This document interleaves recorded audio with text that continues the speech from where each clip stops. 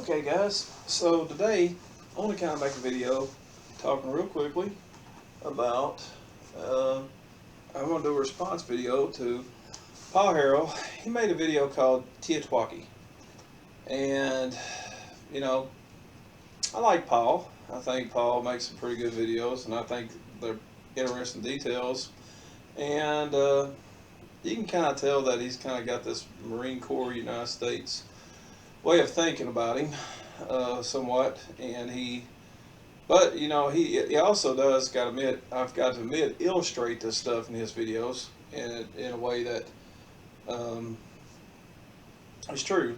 And at least he's not some guy sitting on a couch talking about guns. He's actually out in the field shooting guns, compared to me.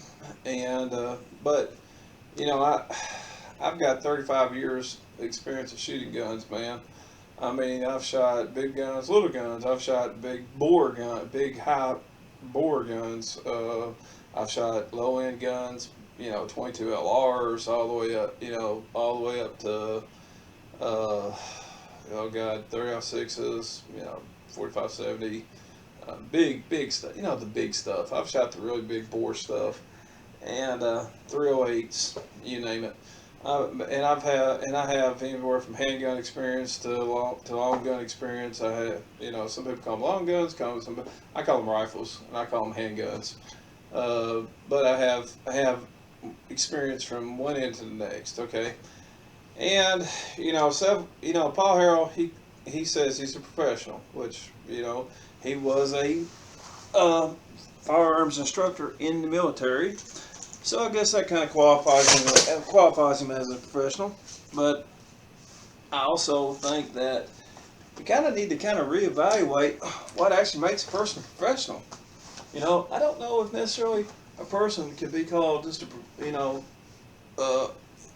somebody that's not basically a school instructor or something like that of a firearms. Doesn't make them a professional when it comes to guns. I mean, just because you have that title that this is your job, I don't know if that necessarily makes you a professional. I don't necessarily know if that's the only thing that makes you a professional. Because, like, I got guys at work, I know a thing or two about firearms. They come up and talk to me about guns all the time. And I can look at a gun, they pull up a gun, they show it to me, and I look at it, and probably about 80% of the time, I can tell them exactly what I'm looking at. Or they tell me what kind of gun that this particular one is, or whatever else, or they tell me they bought this gun, and I can sit there going into all the details like you wouldn't believe. How many rounds in the chamber, how many rounds it holds, what it's chambered in, many different things. So I can get into a lot of detail. So basically, somebody. I think we have to kind of evaluate what makes a professional too. But anyway, in this video that Paul made is something called in the video called TEOTWAWKI. That means the end of the world as we know it. End of the world as we know it. TEOTWAWKI. And I gotta admit, he makes some really good points. Some of those points he made was, you may acquire a firearm, let's say, that may be illegal from the time that you bought it. It might not have been illegal when you bought it, but in that period of time, it made it become illegal. Which that is true. There were some people that bought fully automatic machine guns so many years ago that kind of got grandfathered in, and then later on, those kind of guns become questionable about their legitimacy and legalness. You know what I'm saying? There were some people that bought, let's say you're in Canada. Well, Canada has all kinds of laws now that was not there before, and their preferred gun, for some reason, the SKS. Do I think the SKS is necessarily the best gun? I think it, compared to an AK, is totally nothing but a fun gun. It's a gun that you own as a collector's item. I think it's more of a fun gun because of the strip clips, stuff like that. So in Paul's video, not trying to get off on a different thing because I know this video might be a little bit longer, but in Paul's video, he says, and I quote, that that, you know, you may end up owning a firearm that is illegal, and I can agree with that. And then he goes on to talk about how that might not happen next week, that might happen tomorrow, that may happen even 20 years from now. And it would say he kind of doesn't even seem to think it's going to happen in his lifetime. From what I take from it all, he doesn't believe that that's going to happen. Well, that kind of happens to a lot of people, uh, um, kind of in his, kind of in his well-to-do range, basically in his better off range compared to other people. See, people like Paul, they kind of have a tendency to be not so open-minded towards the idea of prepping and stuff like that, because they don't seem to think, for some reason, this thing's going to happen because they've had money in the bank. They've had sources of income and money and stuff like that. So they kind of don't think there's going to be such a major collapse like me and you would. All right, since they don't think there's going to be a major collapse like me and you would, they pretty much don't prep. They're kind of not preppers. They're not going to be preppers because they just don't think that this or that's going to happen. And Paul also says in his video that some stuff about fortune food, which I'll get into later. But Paul makes some very valid points.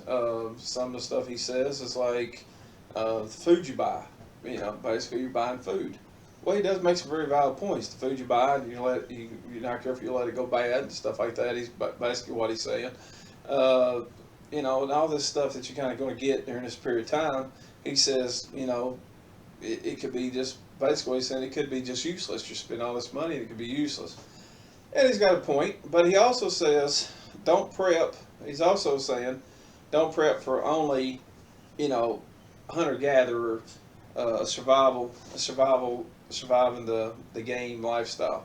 And he also makes another point there. That is true. I've always tried to tell you, try to look at other things besides just guns, hunter-gathering, buying many different things. Look at a whole big major broad array of things like food, water, shelter, bug out location, plan and action to where you're going to go and what you're going to do. And another thing Paul also says, he says, if you thought about it, somebody else probably already has. And he said, well, if your plan is go down here and kill every squirrel in the park, then basically somebody else has already thought about that. And I think that's a valid point. Somebody probably already has thought about that. Going down here and squirrels down at the park are a bunch of MREs. So we're also looking at, let's say, we're also going to look at, other things like, hunting. Well, so I'm not going to get into hunting till a little bit later in the video, so just stick with me.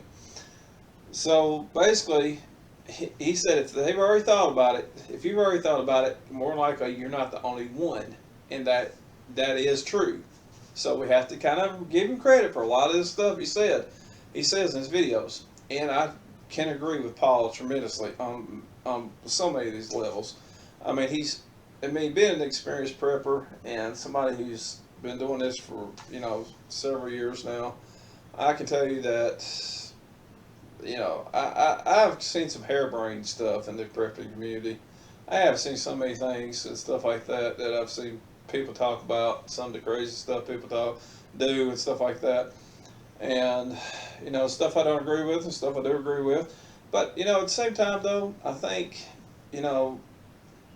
that we really have got to look at another bigger issue where we don't need to get our head up our own butt. We have to think, and I'm not going to curse in this video, or at least try not to too much. So basically, we need to try not to get our head on up our own butt, so to speak. We need to kind of try to keep an open mind and just say, that's a valid point. That's a valid point. That's a valid point. Like somebody was talking to me, was sitting there telling me not to tell them back, and can use an AR-15, AR platform rifle for these many different purposes, and you can chamber as many different calibers, and he's telling me how to, make it whisper quiet and so on and so forth. Put a silencer on it, so on and so forth. And I think it's a valid point. But, at the same time, there's something I could say, though. The guy said he was basically going to go out and start killing cattle in somebody's cow field. I don't think he's going to be killing too many cattle before he's not going to be alive too much longer. Because basically, if you know anything about cattle, because I'm from cattle country, that's where I'm from, is cattle country. There's cattle all around me. I don't think you're going to be out there kind of killing people's cows too quick, too much without finally somebody getting you. I mean, and on top of that, we don't know at the end of this TEOTWAWKI, as Paul says, the end of the world as we know it. And I'm not trying to get off on bothering anybody, hurting anybody, but we don't know that there's going to be much cattle there. And I can tell you this too from experience, because I've been out hunting, I've been out fishing, I've been out, raised gardens, this and that, basically done homesteading, in the past and so on and so forth. And, my mama, my stepdad, and them, they own a mini farm, basically, right? So they basically own a mini farm, right? And not too long back, a chicken of theirs was gotten by a possum. So, and all these different events that so many of these preppers play out, we have to look at it like that not all your enemies are going to be on two legs. Some of your enemies might be on four legs. Some of the enemies towards you or whatever else might be on four legs. We're talking about lions, tigers, bears, oh my. We're not just talking about lions, tigers, bears, oh my, that's going to eat you for dinner. We can also be talking about deer that eats, people don't know it, but if you try to get into basically a fist fight with a big buck deer, I got news for you, the big buck deer is going to win. I bet you about 50 times, I bet you probably 99.99% of the time, if you get into a fist fight with a buck deer, a big male buck deer, he's going to win. Because them son of guns are not no joke. But he's not going to actually attack you unless, you're in his territory and he basically feels threatened or something like that. Deers don't want to have to attack people. They're herbivores. They're not carnivores. So they're just, the only way they're going to get like that is if they're threatened. But they are dangerous animals. They are dangerous animals. But how is a deer still your enemy, though? You say, well, you don't want to attack me, so on and so forth. How are they still my enemy? Well, when you're your enemy, they can be the ones that eat your dang cabbage.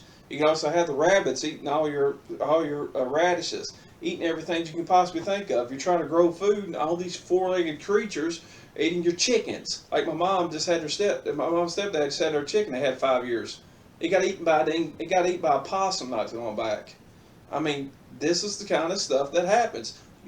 Some of your enemies are not on four legs, are not always on two legs. It can be on four legs. Another one of your enemies may not be a person. It may not be something you can see. It might be microscopic, very, very tiny, and it be coming in a germ, a virus, anything like that. That tiny little bitty thing that's so small you can't see with the naked eye could be the biggest enemy you ever had. You could get, let's say, people that got the Spanish flu, people that got the blue-blinded plague, So, that's one thing I got to give Paul Harrell for. Got to give him credit for. There's another thing I got to give Paul credit for, and I got to seriously kind of look at it and kind of give him credit for. That's the fact that he says,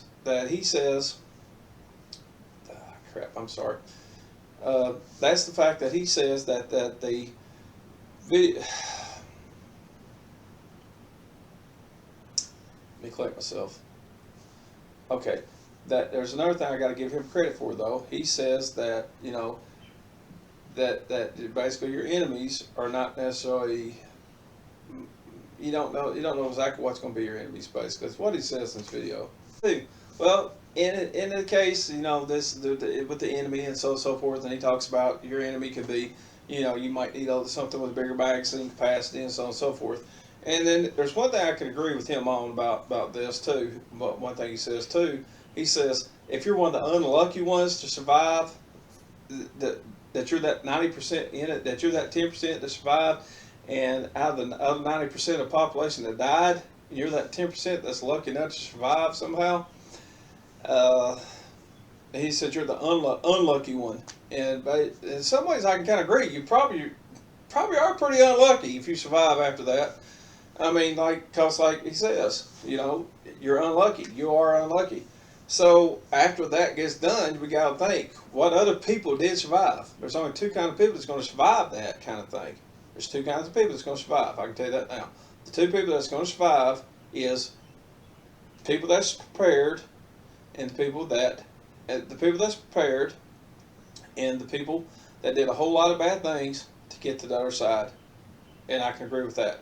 You had to have done probably, you're either well prepared, or you had to do some really bad things. You did a lot of things that probably unspeakable to get to that other side to be that 10%. Now what does that mean? What does this 10% mean? What does this mean? Well, so here we are. We got this 10% over here that survived. Well, the one person who did anything it took to survive probably killed a whole lot of people. They, unless they were some kind of survivalist who just had the ability to survive. And there was some kind of heavy survivalist, some kind of bushcraft type person who was able to survive, or they stole and they cheated and they robbed and they done whatever it took and killed and cannibalized and whatever it took to survive on the other end of the thing. So basically these people could be some very bad hombres. These are some very bad desperados. You know what I'm saying? These are some people that you don't want to probably meet. Okay. Then you got the kind of people that you want to meet, the homesteaders, the people that's got seeds and stuff like that to replant. If the world's worth replanting after that, if things are not worth trying to even try after that, like that. So then you got these kind of people. So you got the good people, and you got the kind of people you probably don't want to meet. Okay, so that's your two-legged enemy. And then Paul goes into this detail. So now we'll get into talking about guns and stuff in a minute, and hunting. So Paul goes into detail talking about the bad guys. All right, and then he talks about possibly owning an auto-loading gun pistol for more high round caliber to beat the bad guys. Now this is where I kind of agree. I do kind of agree with him on that. I kind of also disagree with him on that. And so now I'm getting into all the cons about where I disagree with Paul. Okay, but I don't totally disagree with the man. I just have a difference of opinion. All right, so let's just state it like that. I don't disagree with the man. I have a difference of an opinion. Okay, so here's where my difference of opinion kind of differs. So he says basically have an auto-loading pistol for meeting the bad guys. Well, let those bad guys have 3A body armor.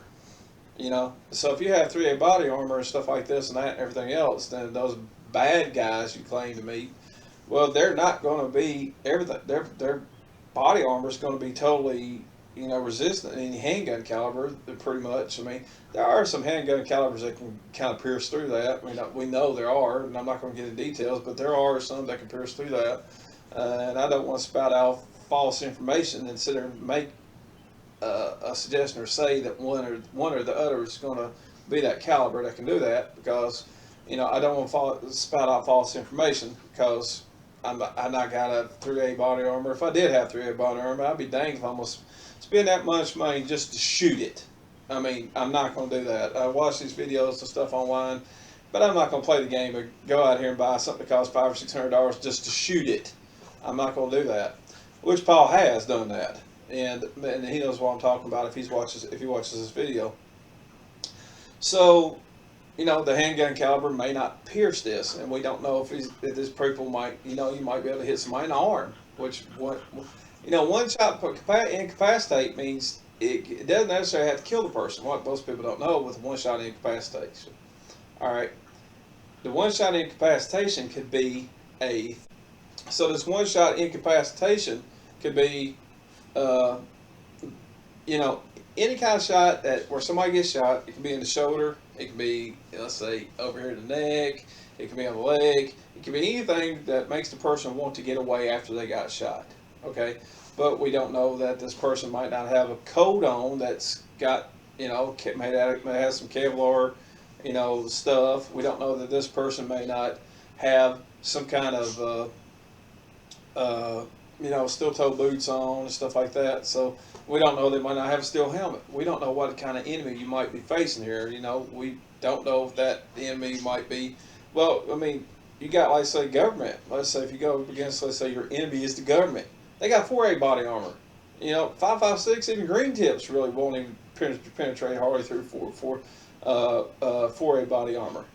So we have to look at these different situations. Every person, every situation is totally different, and you know, so you know, these people that you would probably meet may be, you know, these people that you probably meet may be anything. You know, they just may be anything. We don't know. You might meet just a couple people that, you know, people that's hungry. Then again, you might come across a couple little crazy little lawless kids that are really good at stealing. You know what I'm saying? And one thing he does point out in his video, I gotta agree with him. It's called he calls it the without rule law. So he calls it WORL, without rule law. And I gotta agree with him. During this transition period, there's going to be a part there that's called without rule of law, and that is the point where I can kind of agree with him that semi-automatics and or as he calls it, autoloaders,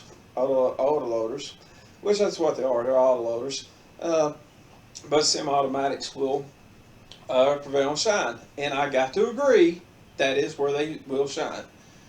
However, though, I do not agree that in the long term that's going to be the best solution. And I also don't agree that necessarily taking autoloaders and stuff like that into the wilderness, and I got to, or going somewhere and I got to survive with an autoloader or something like the semi-automatics or anything over a long period of time is going to be the best thing. Mel, quit. He's over there doing something, but sorry about that. He keeps on. I get distracted when I make videos because of things. But yeah, he talks about the you know, autoloader being the best, and he's right. You do have a higher round capacity, stuff like that. And then he talks about, you know, the more rounds you got, more better off you are. Hold on a second. You know, he says the more you quit. He says that the more round capacity you got, better off you are. So he's absolutely right. That is true. And please excuse me for my dog, for trying to get hold of my dog, tell my dog to quit what he's doing. So he likes doing he likes leaking a lot. And so let me get into basically where I think he kind of has a good point, and this is where I think he's got a good point. Like, this is loaded too, by the way. But like he says, and he gets in talking about AKs, and he said, "Oh yeah, these are big in the prepping community." Well, there's a reason for that, because AKs are just a little bit more, they're a little more reliable. I'd say they got looser tolerances. They, you know, they're just generally built a little bit tougher. They're built very tough, and he even admits that they're plenty powerful enough to kill a deer, and they are plenty powerful enough to kill a deer. But, you know, would this be my survival gun? No, this would be my survival gun if I was going to survive. But is this a good home defense gun? Absolutely, this is a great home defense gun, or some kind of defense gun. And like you said, it's got 30 round magazine. You know, these things have a big magazine, so they have higher round capacity magazines. So since these have higher round capacity magazines in them, they are able to have, you know, a lot more rounds chamber, able to shoot a whole lot more and do a whole lot more. So he is absolutely right. I can do a whole lot more with this gun than I can with, let's say, a bolt action rifle. So he's absolutely right. And then he talks about, you know, basically, he talks about some things, let's say, you know, basically more knockdown power too. But basically what he's saying more knockdown power. And I'm just trying to kind of hypothetically sum up what he said here so I don't make this video too long. Okay, so he's absolutely right. But I don't agree with him that, you know, that this is, And any which one way that this is going to be that this or an AR-15 is going to be the gun I'm going to take with me if I have to leave my home and my vast array of arsenal of guns that I've got. I don't think I'm necessarily going to take this with me for that purpose, because I mean, it is a great gun. It can kill deer. It can do all this. It can do all that. The AK-47 has plenty of power to do every bit of this and that. But it also has one disadvantage, and that's like he said, the AK-47 7.62 by 39.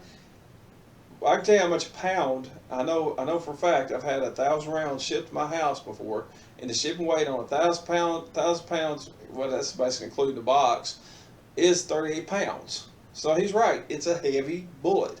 Well, even if I go with smaller, even if I go with something smaller like the 5.56, it's lighter, right? And I think that equals out to like 23 pounds per thousand, I believe. I think it's 20 or 23 pounds per thousand, a shipment weight or something, I believe. I can't quite remember, but anyway, that's what the shipment weight is, right? So it's half the weight, and I can agree, the 5.56 AR-15 would be better to backpack, but you're also talking about 8,000 rounds of a big bulkier bullet, so that's a lot more pack space I can be using for other resources. So what is a better option than this for, hightailing it out, going to surviving somewhere, drawing less attention to myself, not near as bad loud of a bang as these higher powered AR-15, AK-47 rifles? Well, that option would be a little more better suited for something like, say, like a 22 LR. This is a model 60. I've had this gun since 1996. This is my personal gun I've had since 1996. So since this is my gun I've had, I can tell you right now that this has been one of the best. Has been a very good gun. And he also talks about basically a two-fed magazine with 14 rounds plus one. Well, this is what happens. It has a two-fed magazine right here. This is a two-fed magazine, and it has 14 plus one, 15 rounds. That's exactly what this holds. It's model 60. All right, so that's actually quite a quality. I mean, that's actually quite a good thing. This gun still shoots good 27 years later. All right, I gave my mama the money back in 1996 to go get me this gun, and I've had this gun since 1996, and this gun still shoots perfect to this day. Of course, there is different ways you can handle these things, but that makes them a quality gun. Am I right? But that makes them a good gun. Is it the best choice for necessarily the pack gun? It's a pack lighter. It's a pack. Not meant to ramble, but it's a pack lighter bullet. That's what I meant. And remember, I told you I'm kind of sensitive when it comes to making videos. So it's a pack lighter bullet. So basically, if I'm going to take something, why am I going to take something that's going to be 38 pounds per thousand compared to something that's going to be probably 7 pounds? I mean, we're talking about probably 7 or 10 pounds per thousand. So why am I going to carry that? And we can go into a much better choice than that for carrying a much better thing. And we're talking about kind of an underpowered gun when we start talking about the rifle. We're talking about a 22 LR rifle. So let's step it on up. This 22 Magnum. It's a lot more powerful gun. It's plenty capable to killing a deer. It's plenty power. It's plenty capable of killing a deer if it's the right shot placement. It's not as powerful as 243, but the bullet's about the same weight as the 22 LR, and maybe just a little, they're just a little heavier because they are just a little bigger, but it's not going to be that much of a pound difference. It's not going to be that much pounds difference. So why not just choose a 22 Magnum? All right. So he says, basically in his video, if we're going to go out and survive, and he talks about there will not be no hunting and so on and so forth available. Well, that's where I think that I can differ from him on that. Growing up in a hunt atmosphere, that's something where I can kind of think I can kind of differ with him on that opinion. anyway, if we're going to talk about, let's say, hunting let's say, going out surviving, trying to hunt and everything else, and he says, the people that think there's going to be no hunting out there, there's always going to be something to hunt. There's going to be something that you can gather up and eat. Some of those things might be something you might not think about. It might be cats, maybe dogs.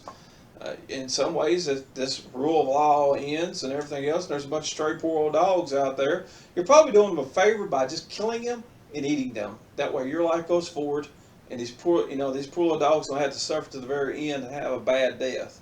These cats, there's so many cats out here that I don't think they would have enough rats and mice and stuff like that to be able to survive out there on their own. And some cats don't have that natural instinct because they're domesticated to survive out there like that. So in some ways, killing them off and leaving more, rats and mice and stuff like that for these other cats would be better off. So you'd be better off just going to kill these cats and dogs some.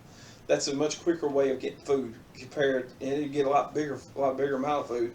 I don't like thinking about eating dogs and cats, but it comes down to surviving. You got to do what you got to do to survive. You ever heard that saying? You got to do what you got to do to survive. So let's talk about this real quick. This is an air rifle, and now I brought an air rifle. And Paul didn't even mention an air rifle, but we're talking about carrying light, whatever else, and this saying for the making of the video.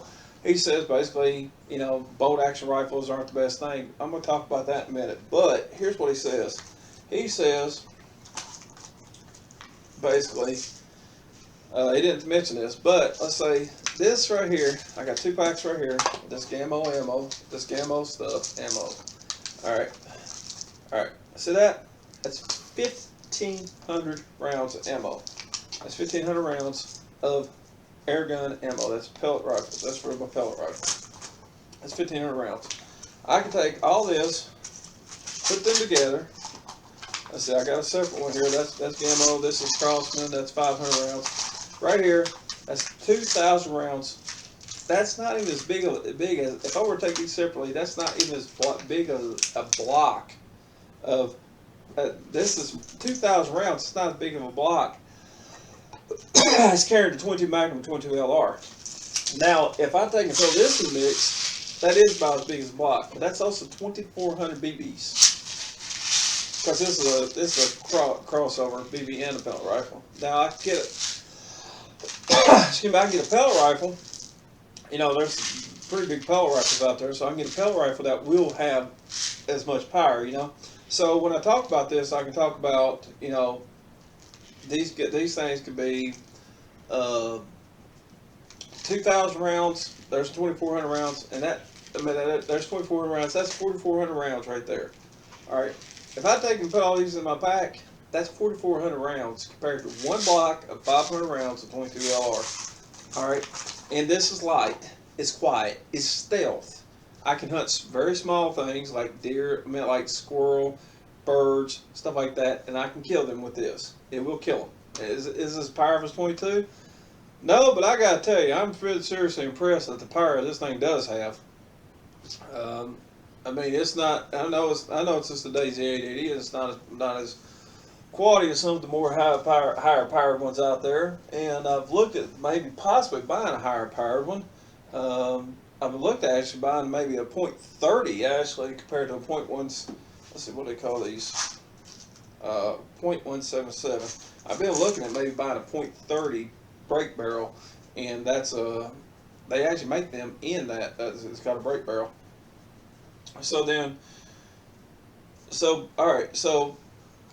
But Paul is basically saying, carrying along with you. He says a hunting won't be a factor. Well, I know Paul talks about his hunting expeditions all the time in his videos, and I can say for sure that the man is not an experienced hunter. But I can tell you this: if he knows anything about hunting, he should know that once. If you ever been deer hunting, basically, if you ever been deer hunting and stuff like that, you kind of got this what's called bow season. In bow season, you kind of have the highest likelihood of killing a deer. Then you go into something called muzzleloader season, which is black powder muzzleloader season. Boy, male, if you don't go in, if you go into this muzzleloader season, basically as soon as that first bangs go off, the boom, boom, boom, boom, and deer start hearing this boom, boom, boom sound, deer start getting scared. And then it's going to be a whole lot more harder to hunt them. They're going to get where they're really looking around, trying to see what this is, what that is. Male! I'm trying to, the dog's aggravating me down. I'm going to throw him in a room. So basically, you know, this is basically, once it starts to happen, all these animals and all this stuff starts getting kind of scared, right? They start getting to the point where they get very skittish, looking around, trying to figure out if something's trying to hunt them or kill them or something like that. That's when, as soon as the gun starts shots going off, that's when, you know, there's going to be a whole lot harder to kill animals. And most people don't know that. They're going to start coming out at night. I don't know if you ever know this or not, but you can actually be out during on the off season. I've actually been out and seen deer in a field, in a cattle field. I've seen deer in a cattle field by a herd. Literally, I seen this. It was up in Harmony, North Carolina. I actually seen it. It looked like a herd of deer, and I thought my friend Bristol had put his cattle over in this field. I thought myself, did Bristol put cattle over there? And I looked over there. It was deer. There was a herd of the son of guns. And this was after hunting season. All right. During daytime, they're out there. During night, but when over the gunshots start going off, kind of hit nighttime. That's when you have to get out there early morning and kind of late at night, and kind of late in the evening. All right, you can sit out there during daytime. You might not catch anything. You might have one stray or two, but you're not going to get anything. It's kind of because they kind of go nocturnal at that time of night. The reason why they kind of do that a little bit more nocturnal at night and kind of sleep down in bed during the day, they know that they can be seen during the daytime. Okay, so they kind of go nocturnal. So people don't really know. Oh, okay. So if you're gonna basically, you know, once these, like I was saying, once these animals I kind of had to pause there for a second, guys. But once these animals start getting to the point where everything starts getting, you know, scared, you know, all these animals are going to start getting scared. All this shooting going on, and all these people out there trying to hunt them and everything, these animals are going to get a lot smarter. They're going to be a lot more, you know, cautious. They're not going to be there to be seen. You know, I don't know how much experience Paul really has with going into any kind of deep wilderness. But if you get into the deep wilderness, I mean, basically like Paul was kind of talking about, you know, hunting and people coming up around cities and stuff like that. If you get into the deep wilderness, you're not going to see near as many animals. I mean, it's very scarce, a lot more scarce. And you got to remember one thing too about going into the deep wilderness, trying to hunt and stuff like that. You're in these animals' backyard. You're in their house. This is their house. This is their backyard. You're in their home. And you don't think they don't know you're there? They done set up whatever nest. They done dug up whatever hole they're going to dig. They done got into any kind of thing, this or that, and everything else. And they done got into anything, any kind of anything, this or that, or anything else. And these animals, they know how this stuff is. And they know that you're there. So you think they don't know you're there? They know you're there. You have to be very quiet. So when it comes down to what you call the hunting part of the thing and hunting animals, it comes down to a thing where it says where you have to be very, you know, very good at kind of quiet. It's called the hunter. You know, you have to be very good at stalking the prey. You have to be very good at sitting back and waiting for the prey. You know, it's kind of like basically the rockfish, the cuttlefish type thing, or the flounder that sort of lays on the bottom type thing, where you sit there and you wait for your prey to come and then you get them. Okay, that's the same way it is with deer hunting. That's what you do. Whereas, let's say squirrel hunting, you kind of go out and find them. If you got some rabbit dogs, you got some beagles, and you're running rabbits or whatever else, whatever, then you're kind of in that mode where you're hunting. All right. Well, what we got to also look at though, the skill set it takes to be a hunter. We got to also look at 90% of over 90% of our population in America here has lost that ability to hunt. They don't know how to do it. You're not going to walk into the woods and just go and say, "Oh, look at there, there's me a deer," and you're going to go out here like friggin' Jeremiah Johnson and go out here in this wilderness and everything else and just friggin' go kill a deer, go kill a turkey, go kill whatever else, or go kill a hog or whatever, or mountain goat, mountain or whatever. It's not how it works. You're not going to just go hunt this stuff and just walk out there and just take game. It's not going to happen like that. You know, that game may end up, you might go after a deer, but yet you come home with a freaking rattlesnake to eat. All right, because that game may not be there, and if it is there, it may know you're coming. You know, I have been walking through the woods, and I have made the jump on a deer before. Walking through the woods, I walked through the woods and made a jump on a deer one time. I seen him, he seen me, and that was it. Of course, I also made the jump on a dang rabid raccoon one time. I'm just walking down to a fishing pond, and I actually come across a rabid raccoon. It was like 9 degrees, and this raccoon was out there swirling during daytime.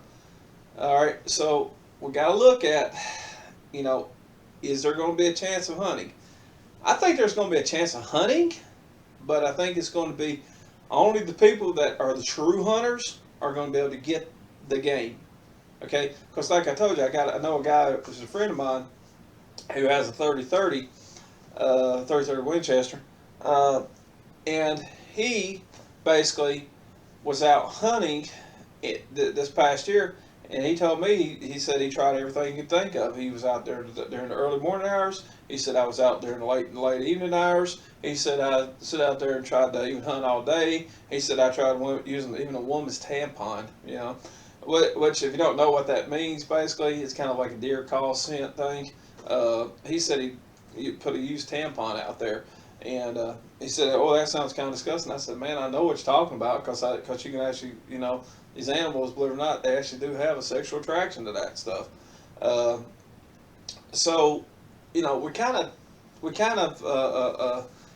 he couldn't even get one, and this guy's a hunter. He knows how to hunt. And yet I could hit one and roll it into a freaking ditch tomorrow, going home from work tomorrow night. We're going home from work, you know, Monday night. And yet he couldn't get one all week. I mean, all hunting season. Okay. Then another thing we got to look at is, even if you can hunt, and let's say you're kind of poaching out of season or whatever else, and let's say you can hunt. Okay. So we have to look at the factors of, can you actually eat the animals that you talk about? Well, Paul Harrell goes into a lot of times about talking about rabbit hunting, you know, jackrabbits. And there's a difference between a jackrabbit and a regular bunny rabbit, little hairy bunny rabbit we got out and running around out in the backyard. They have longer ears. They have like a you know, kind of a longer ears. They kind of have a you know, kind of bigger back legs, and they can bolt and kind of bolt off quick. Okay, and it basically he does it for skill, and even he says that he can't eat all.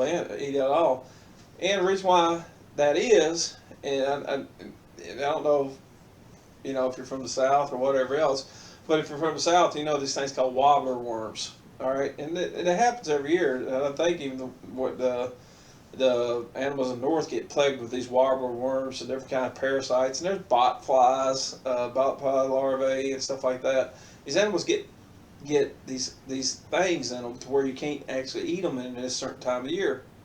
Okay, so you know there's a certain time of year where that, let's say, hunting wouldn't be so great. It'd be more about fishing. Some people say, "Oh, they get out there and they fish that dry." Well, if we're talking about a without rule, law, order, and you can't pass across the interstates and this and that and everything else, and you can't go get gas, well, you know, fishing the pond, fishing this and that dry, and everything, everybody says, "Oh, fish this and that dry."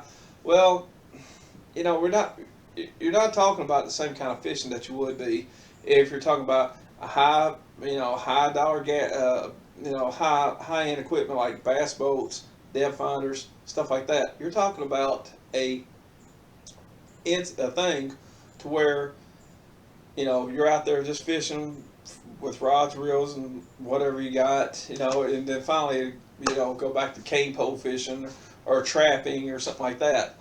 And so let's say that we did somehow there just 90% of the population dies off, and you got that 10% left.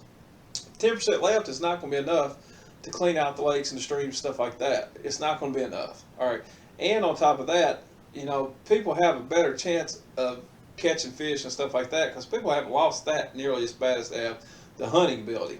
It's not only just about hunting the game and getting the game. It's about processing the meat too, knowing how to properly clean the deer, clean the meat, clean the food.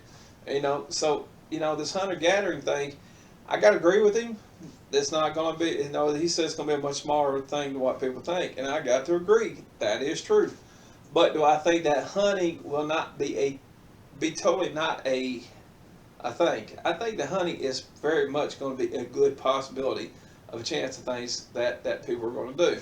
Okay, I still think there could be some hunting done. I just think it's going to be the people that are the real hunters, the people that really know how to hunt, the real hunters that can get the job done of getting the food. Okay, if you get my point. All right, so I'm not going to get off on the hunt no more. But he also says, now here's where I'm going to get back into talking about guns. All right, he also says, and I'm going to I brought up my 308. He also says in his video that basically a 308 bolt action, and this is a bolt action, he basically says that a bolt action isn't good enough. Yeah. Anyway, it's a bolt action. And he says basically a bolt action isn't a good idea to take with you. If you're in a survivalist situation, there's two different kinds of survival situation. There's one, let's say, kind of survival situation where you're going to be need a long gun or something like that. Well, if I'm going to survive hell and high water and I got to come up against every kind of bad hombre, criminal, fella that just escaped from prison and so on and so forth, I want this baby right here, of course, right? But when we're not talking about that necessarily that kind of situation, and like he said, every person's situation is different.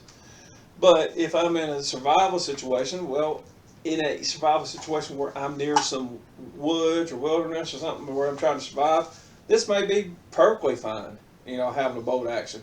But like he said that, you know, you may need a semi-automatic compared to a bolt action rifle. Well, if I'm in a survival situation and I'm trying to hide from people also, I'm going to put myself in a situation where I'm not going to need a semi-automatic because I'm not going to be found by these people. I want to keep myself in a very, very low profile. So, with that being said, you could possibly still consider something, you know, more like this. But would I consider a rifle like with a 308 caliber? I would not necessarily consider it necessarily a 308 caliber rifle, or a 306 or 300 Win Mag or whatever else, or a 45-70 or whatever, because of the one thing. We're talking about, if I want to kill a squirrel, this thing is going to be way too powerful. You know, we're not going to have much meat left.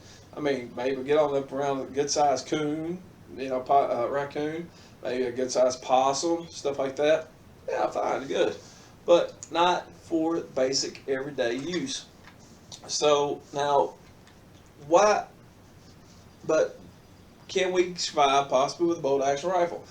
Now that brings me to my next point. He talks about semi-automatics versus revolvers and stuff like that, and he talks about, and then I'll get into shotguns in a minute. But he talks about, let's say, semi-automatic rifles and even these kind of semi-automatic handguns and semi-automatic rifles compared to a revolver and compared to a revolver. There's two different kinds of revolvers. I'll talk about them in a second too. But basically compared to a revolver, compared to a semi-automatic gun. And he talks about the higher magazine capacity. Well, I've got the magazines here somewhere. It is not easy sitting on this couch making a video like this, blame me guys. But I got the magazines for these things somewhere. I know I brought them in here. There they are. So basically, this may be, even though this guy's small, kind of a small gun, it's micro compact, it's micro 9. But right here, I've got that's a 15 shot. That's a 15 shot. That's 15 shots right there, right? This is 6 shots. So what he's 15 plus 1, that's 16 rounds. Okay, and what he's saying is you can have a whole lot more magazine capacity. In the 9mm, it would be more powerful than a 38. It's not more powerful 357, which I'll get into in a minute. So what Paul says in his video, he says that that basically the auto-loading pistol is better because of the higher magazine round capacity, in case you ever have to engage target, engage people or something like that, or this and that, and also in case you have to follow up with multiple shots at animals or something like this or that, whatever else. Well, I can agree with that. I can agree with that. He also talks about ammo being available. Well, 9mm definitely is going to be the most available ammo. I got to give him credit for that. He did, but he says he chooses 92 FS. I'm not going to get into which gun I would choose an auto-loaded pistol, because I would not choose an auto-loaded pistol. But I'm going to explain why. Well, I mean, it just depends. Now, I can't say I wouldn't. I mean, if I'm going to go to the WROL stage without rule law stage, I can guys agree that probably it's best to have an auto-loaded pistol. I cannot agree, however, that the auto-loaded pistol is something I would take with me through hell and high water, and expect the thing to be the most longest lasting thing there is. And that goes for the same for guns too. Now let me explain to you why. You see, I can demonstrate with this guy. All right. See, I can pull this trigger, and it's got a little thing back here, and I'm gonna try to do this on camera. But I can pull that trigger, and you can watch this little guy as I do this. That little thing right there just closed. It didn't shoot. All right. This thing's under no spring tension, and I can actually even it's under no spring tension. I can do the same thing with these guns, of course, but this gun's under no spring tension. Okay, there's no spring compression, and you can look up spring compression, how it ruins videos. Paul actually did a great video on that. Spring compression, how it can mess up guns. These guns, whenever you pull it back, and when you pull it back, it basically has spring compression in there, right? So there's spring compression in the gun. Okay, so this firing pin is back and it has spring compression. Spring compression can ruin these guns after a long enough period of time. These guns are not. These guns, after you have that spring compression there for so long, it's going to hurt them. Okay. The magazine springs will get weak, so you're going to have weakened magazines. These magazines they're not going to last but just so long before, basically it's got a spring. It's got a few different springs in it. A few of them I can think of. It's got one here that's like a guide rod spring. Then you got another one back here for a firing pin spring. You got another one where you kind of you got another one that releases the magazine spring. You got another one inside here. So all these springs get worn out. All right. So if I was going to have a long-term survival gun, why would I want to choose something that has so many springs, that's under pressure all the time, and so many moving parts that can break like that and stuff like that? Eventually stuff like on these guns eventually wear out. It's the extractor, for instance. These guns have an extractor. When it goes back, it pulls back, and it's got a little hook that basically hooks the shell, pulls it out, and throws it out. All right, that's an extractor. Okay. Now this is a high quality firearm. It's made by Springfield. It's a Springfield Hellcat, so it's a high quality firearm. So, but there is some points though that he does make that's really good. And that WROL, without rule of law, basically he says you can kind of drop a magazine, grab another magazine, put it in real quick, rack that thing, or just basically whatever. That's a good point. All right. And so he talks about, the lower magazine capacity of this. Well, as I was talking about with the spring compression, this basically has one main spring, and it's got other springs. Let me just show you some other springs. See this little thing right here? This little thing. I don't know if you can see it or not. I'll try to make you see it. So you see how I'm pushing that? It's got a little spring in here, and that spring, it's not under any really pressure. as long as it's back like this, and it just has one purpose, basically push out the empty shells. So, but this gun basically has one big spring that kind of most of them all do. It's inside the handle right here, and I'm not going to take these handles off just so you can see it. But that basically makes it so that this thing goes under pressure. So it's under pressure, right? So that spring, as I pull this up, it's basically pulling that spring up. Well, it's basically the spring's getting pulled up basically, and then it wants to pull back down, so to speak. So when I pull the trigger, it goes like that, right? All right. So when you pull this up, it basically, that thing is kind of sitting there under spring pressure, and if it's cocked and loaded. But most people would never keep a double action revolver like this one cocked and loaded. If they had to get into a pinch where they had to do some shooting, they would just do what they call pull the trigger, and that's called double action mode. All right, and then you can always put one like this in single action mode. That's single action mode.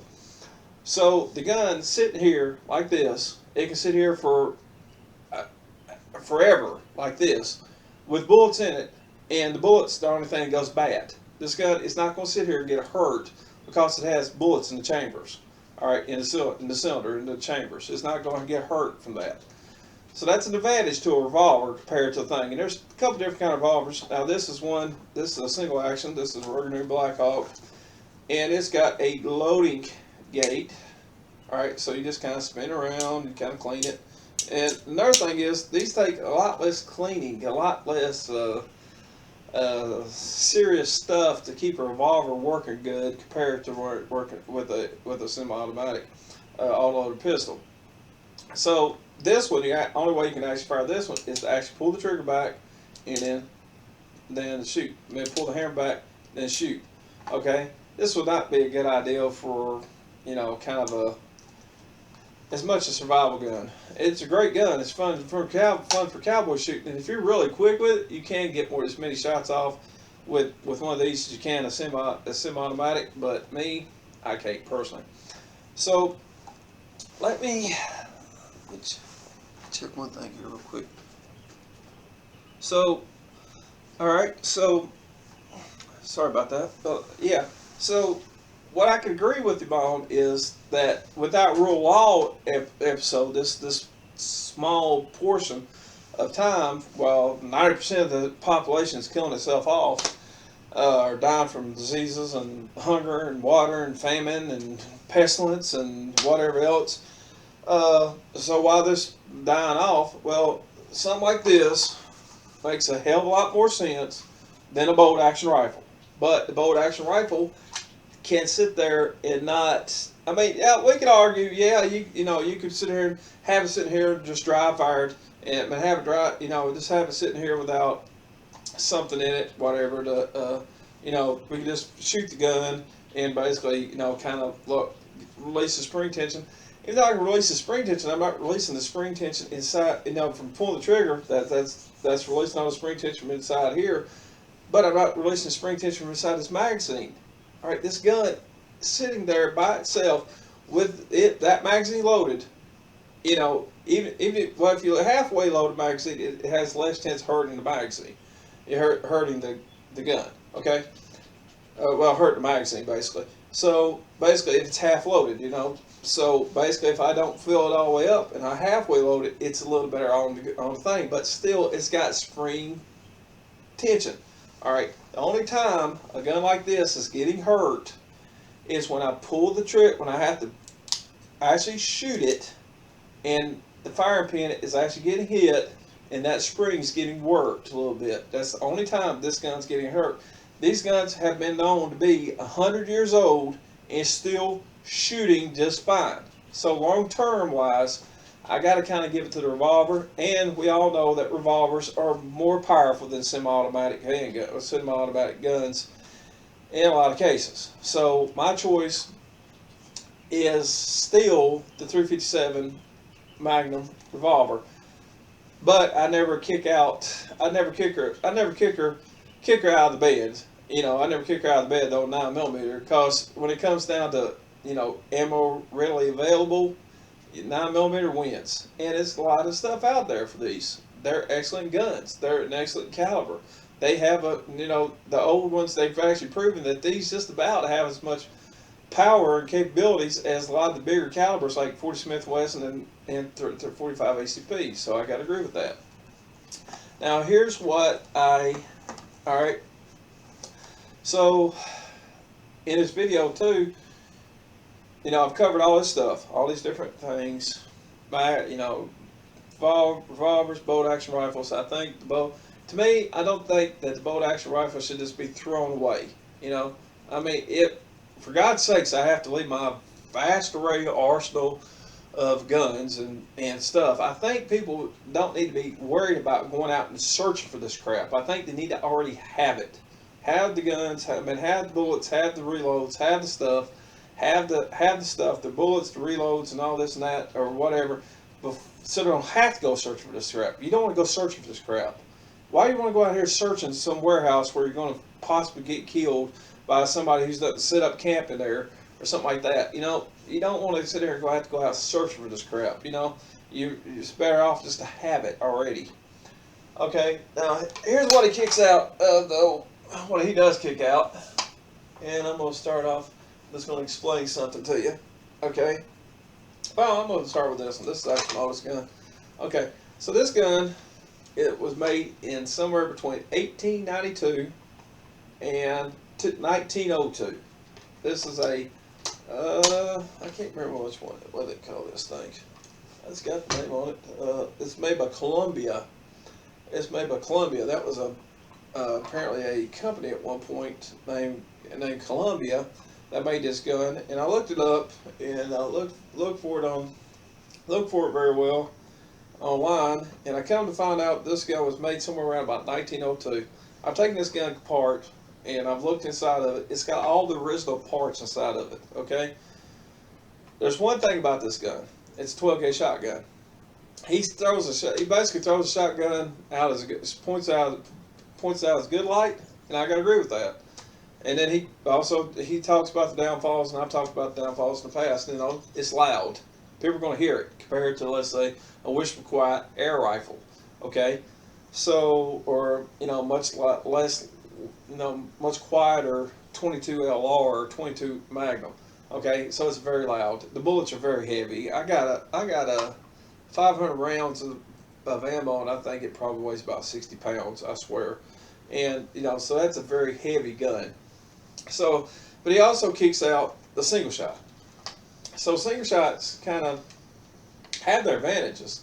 Like you could actually get cylinder adapters, which I don't have any, and I'll admit, that's something he talks about. All these people say, "Oh, I'm eventually going to have," yeah, and he's absolutely right. And I'm not going to say I'm eventually going to have because I don't know if I'm going to actually spend the money to get them. I used to have some, but you can buy cylinder adapters. And I can take this 12 gauge, and I can take this, and I can put a cylinder adapter in here and make this a 20 gauge. I can put a cylinder adapter in here and make this a 410. I can put a cylinder adapter in here to shoot 9mm. I can put a cylinder adapter in here to shoot a 45 ACP. I can put a cylinder adapter in here to shoot 40 Smith & Wesson, 45 long coat, slug. I mean, I don't know how to shoot slugs, but I can put a lot of different cylinder adapters. And they're not very accurate. It's not very accurate, but if you're in a situation where you want to survive and you're out searching for ammo, and let's say you can get close enough on a deer in the sometime future to where you can kill it with a 45 ACP. Well, if you can get close enough to where you're within about 25 yard range, you can sit there nice and quiet and wait till he comes right up on you, so you don't take no chances. You can get that deer. Well, this right here can have a cylinder adapter to put a 45 ACP in it. I think they even have like 7.62 by 39, 5.56. So I mean, and on top of that, like I said, and a lot of these pump shotguns, there's kind of a disadvantage to the pumps. There are plenty of pumps that's lasted 20 years, and they're total dog crap at the end. There's a lot of things break on, a lot of mechanical things, this and that. This guy's 20 years old, and the only thing I can tell that's aftermarket, and you can see it, that one shiny screw right there. That's the only thing I can tell that may be aftermarket.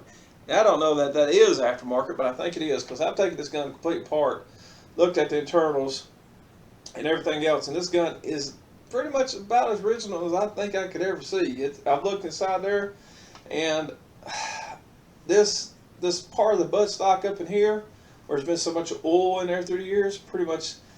I don't know what I'm gonna do. I don't know what I'm gonna do. I've actually tried to maybe thinking about maybe doing a couple things different, but that's beside the point. But it's a little bit rotten in this area because this wood buttstock's so old and it's had so much oil in there. It's just sort of rotting it away through the years.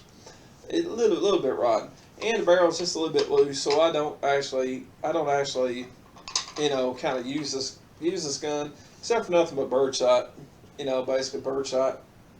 Light shot, 6-shot, 4-shot, stuff like that. Not nothing like no ball buck or nothing. But because it does have just a little bit of looseness in around the barrel, and since it's kind of loose like that, you don't put big buckshot through a gun like this. But the reason why I brought it out, it's 100 years old. God knows how many guns, how many bullets have been fired. God knows how many shotgun shells have been fired through this gun through the years. It's 100 years old, over 120 years old. This gun is. It's still around, still shoots to this day, and these guns are pretty much amazing guns. This gun still sells right now for the price that you pay for a new one, and it's 100 years old, and it's still partially worn out, but still, it's still worth every bit of value. Now you can't do that with a pump shotgun. Pump shotguns aren't going to be worth like that. I can take this gun. There's one about like this, something similar like this, a 20 gauge. It's for $125 right now. This gun I've got it for $100 at a gun show for $100, and I paid $100 for the gun. But the guy wanted $125 for this gun. I paid him $100. And this gun is this old. And the reason why I bought it, it's an antique. I just like it. It's nice. And sometimes it's like it's a collector's item for me. And I didn't really pay attention to the loose barrel, but I'm like, I can still shoot birdshot through it. No big deal. I got a 16 gauge here.